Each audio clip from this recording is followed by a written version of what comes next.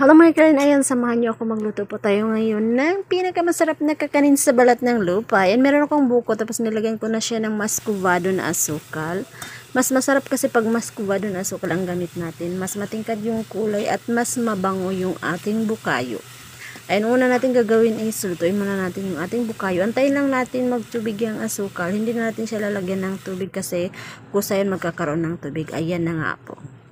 And then, pagka medyo nanuyo na yan, iahon na natin at luto na yon. After few minutes, ayan na po, luto na nga po siya. At itabi lang natin yan. And then, nagpagiling na ako kanina ng malagkit na bigas. Naglagay na ako sa isang lalagyan ng 3 cups at isang cup ng tubig.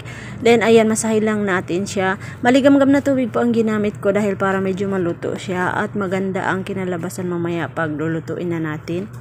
And then, kumuha lang tayo ng konti at i-forma lang natin siya ng pabilog. At i-flatten, then ipalaman natin doon yung ating bukayo. 1 teaspoon lang ilagay natin dyan para hindi siya lumaki masyado. Yung saktong laki lang dapat. Kasi pag lumaki siya, hindi maganda yung pagkaluto. Minsan, bumuka siya sa tubig at maghiwa-hiwalay yung mga palaman natin. Habang binabalot natin yan ng ganyan, nakapagpakulo na tayo ng tubig sa isang kaserola kasi dapat hindi siya matagal na ibabad dyan. Pagka naforma mo ng ganyan, lutuin na siya agad doon sa kumukulong tubig. Ayan, ulitin lang natin yung proseso hanggang sa maubos yung ating dough at ang ating bukayo. Napakasarap po niyan. Kung hindi nyo pa nasubukan yung ganitong luto, ay nako, try nyo. At hindi kayo magsisisi. Nako, sobrang sarap po ang ating kakanin na niluto ngayon. And then after a few minutes mga ka-alien, ayan na nga. Nagpakulo na ako ng tubig at kumulo na siya. And then ilagay na natin doon yung nabilog na natin na kakanin.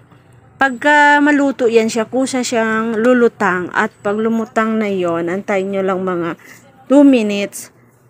Iahon nyo na dahil luto na siya. Madali lang siya maluto dahil nga naluto na siya kanina no. Nilagyan natin siya ng tubig. Ayan o, lumutang na nga, diba? Kunin na natin yung isa-isa. Hinahinay lang kasi ano siya, madali lang siyang ma-deform pagka mapisil mo. Ay na lang. And then, ayan, after a few minutes, nakaluto na nga po tayo mga ka-alien. At itabi lang natin yung mga naluto natin dahil nga i-ready natin yung pangkot natin. Ayan, nagsangag na ako ng linga. Pag nag-brown na yung linga, okay na yan, luto na. At medyo durugin natin ng ganyan. Baso ang ginamit ko. Hindi naman siya as in durugin masyado. Yung ipalabas lang natin yung aroma ng linga para mas sumarap yung ating kakanin at maganda yung amoy niya. Parang nakakatakam.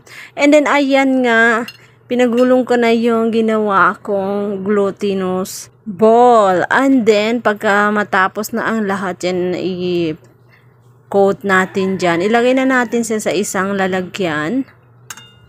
Ayan, ganyan lang po. Paikot-paikutin lang natin. At kusa naman dumikit yung yung mga linga. Naku, kung matikman nyo to, ewan ko na lang, baka hindi nyo mahanap yung higaan nyo mamaya. Napakasarap po niya. Sa linga pa lang ay talagang nakakatakam na. Ayan, nakot ko na siya. Ang tawag po sa kakanin na to sa amin is putli mandi. Pinalevel up ko lang siya. Nilagyan ko ng linga para mas nakakatakam. At dapat lagyan siya ng fresh na coconut. Ayan na nga po mga ka-alien. Ready na yan. Kaya tikman na muna natin. O, tingnan nyo. O, ganyan siya kasarap mga ka-alien. Di pa ba kayo natakam dyan? At nakulangan ako. Lagyan natin siya ng desiccated coconut. Kasi wala nga tayong fresh na nyog. Kaya ayan na lang. Ibuhos na natin lahat yan. Oh, yun lang. Thank you so much for watching.